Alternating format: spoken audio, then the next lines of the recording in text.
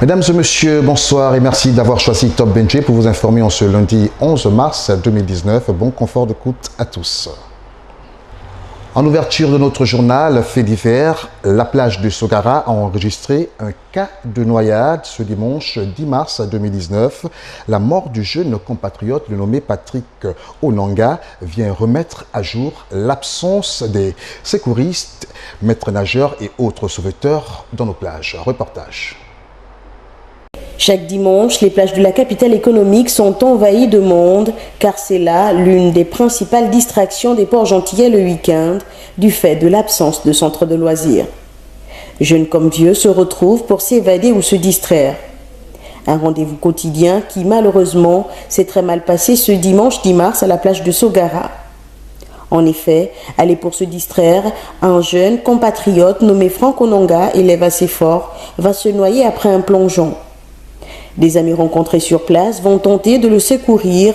Malheureusement, ni les efforts des uns à le sortir de l'eau ou les massages cardiaques des personnes de bonne foi ne vont pas ramener à la vie ce jeune mineur.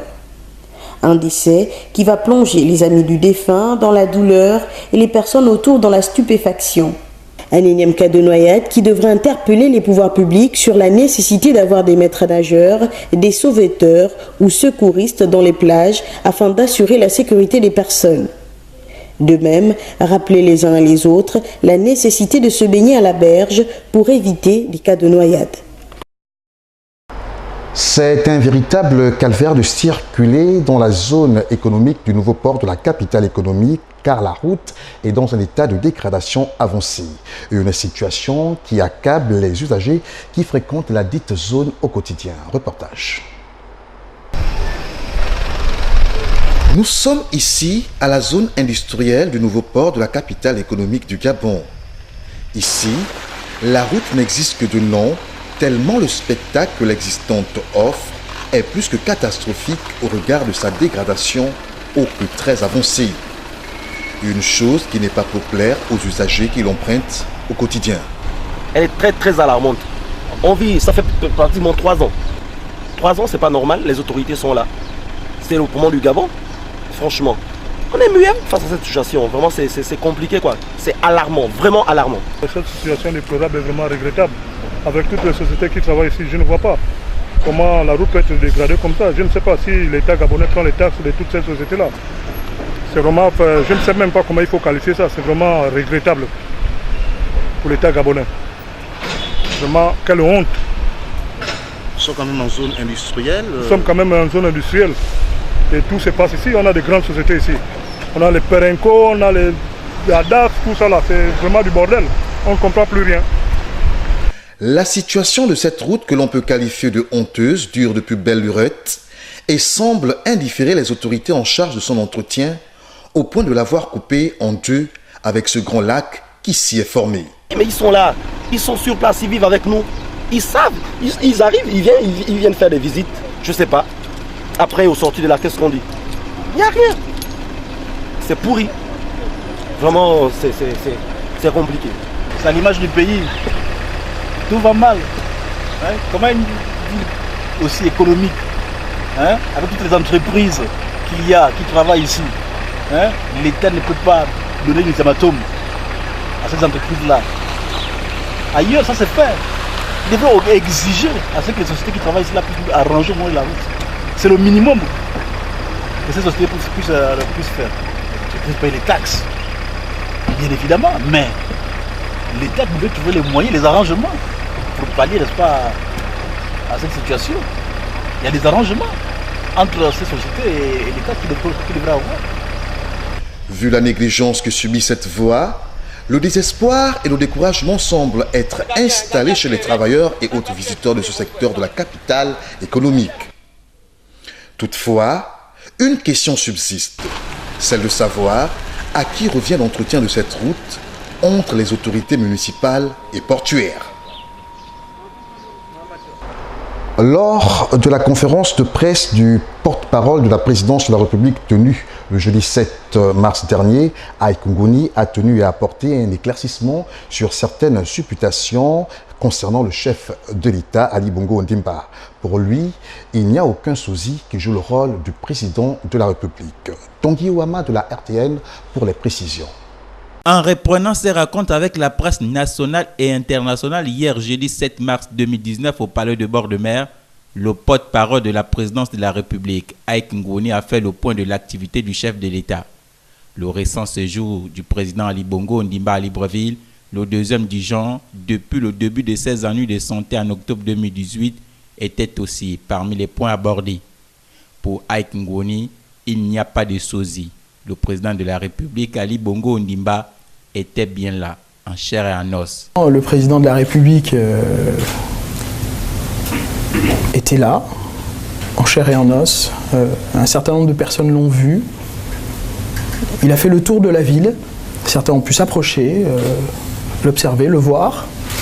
Donc c'est totalement une construction. J'admire la créativité que certains peuvent avoir sur Internet notamment et leur persistance dans ces affabulations, mais il n'y a pas de sosie. Le président de la République lui-même est bien là. C'est lui qui est aujourd'hui à la tâche, qui suit l'actualité du Gabon.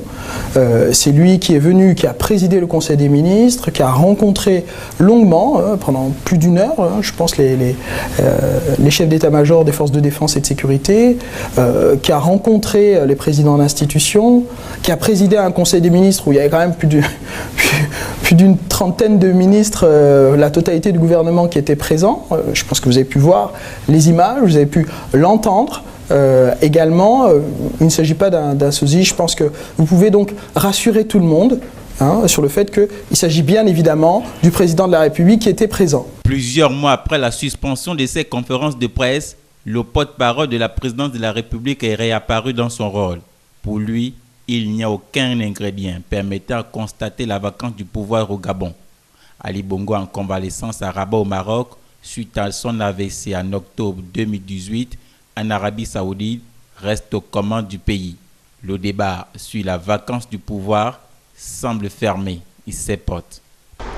Répondant au Premier ministre chef du gouvernement sur la réconciliation et le dialogue national, l'ancien candidat à la présidentielle d'août 2016 et président d'Ensemble pour la République Dieudonné Milama dit être favorable à ce dialogue pourvu qu'il soit véritablement inclusif. Dieudonné Milama Mitogo, ancien candidat à l'élection présidentielle d'août 2016 et président d'Ensemble pour la République, a réagi dans l'hebdomadaire L'Aube sur la réconciliation et le dialogue national envisagé par le Premier ministre gabonais. Un souhait émis lors de sa déclaration de politique générale devant l'Assemblée nationale. Pour le président d'Ensemble pour la République, ce dialogue doit être sans tabou et inclusif pour penser définitivement les plaies découlant des conflits post-électoraux.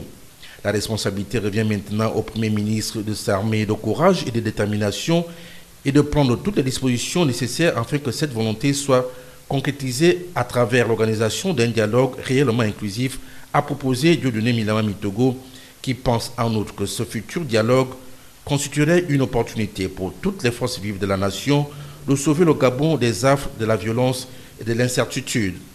Les limites des précédentes concertations doivent nous servir et nous permettre de remettre une copie propre, cette fois-ci au peuple gabonais, a-t-il conclu.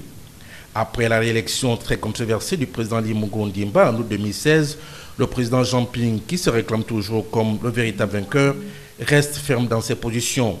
La maladie du président Ali Bongo Ondimba est venue se rajouter à cette crise avec l'opposition gabonaise et la société civile qui estime qu'Ali Bongo Ondimba n'est plus en capacité physique et intellectuelle de continuer à diriger le Gabon, mais pour le régime, Ali Bongo Ondimba se porte très bien et ses allégations sont sans fondement. Actualité sur le continent à présent, 55% en 2017 contre 22,2% en 2010.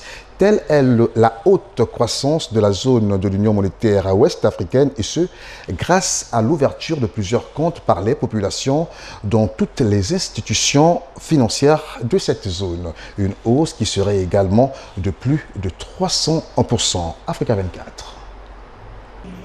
La zone de l'Union monétaire ouest-africaine affiche de bonnes performances en termes d'inclusion financière. On note une croissance de 55% en 2017 contre 22,2% en 2010 grâce à l'ouverture de comptes dans toutes les institutions financières de la zone. Ces comptes sont passés de 13,8 millions en 2010 à 55,8 millions en 2017, soit une hausse de plus de 300%. On s'est rendu compte qu'une très grande partie de la population était exclue, si vous voulez, du système de financement moderne actuel. Et donc, alors que cette masse de la population aussi est productrice des richesses au niveau national. Donc, il était important qu'on puisse les inclure aussi, n'est-ce pas, dans le cadre d'un système global. En 2017, près de 600 structures financières décentralisées et 38 initiatives de services financiers via le téléphone mobile ont été dénombrées au sein de l'UEMOA. L'objectif principal est de faire accéder 75% des populations de l'UEMOA aux services financiers d'ici 2022. La finance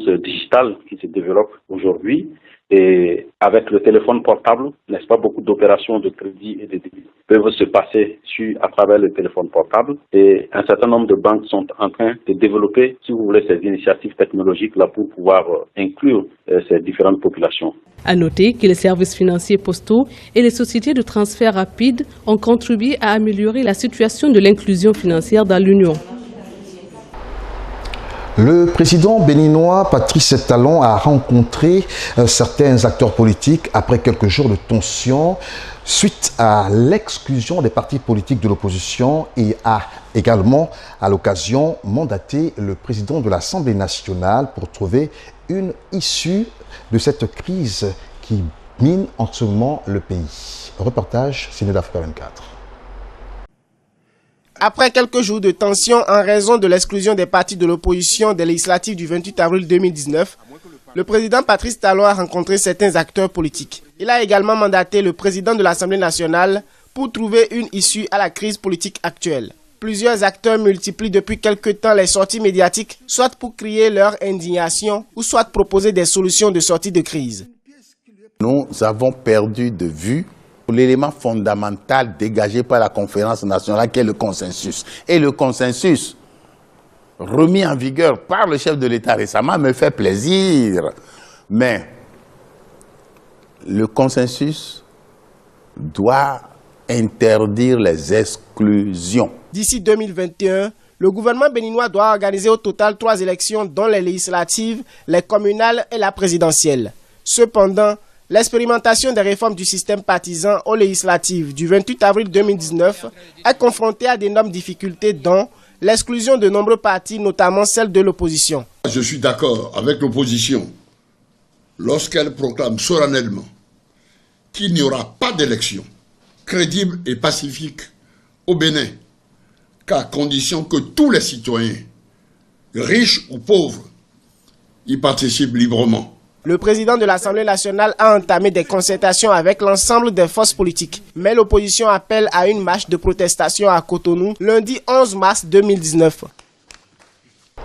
Pour refermer cette édition d'information, une petite page sportive. Les U-23 congolais ont battu ceux du Gabon au stade Alphonse Massamba Débat de 3-0 lors de la première journée des préparatifs de la CAN U-23. Une rencontre que l'équipe gabonaise a fini à 10 dès la 59e minute. Les deux sélections se retrouveront le 12 mars prochain.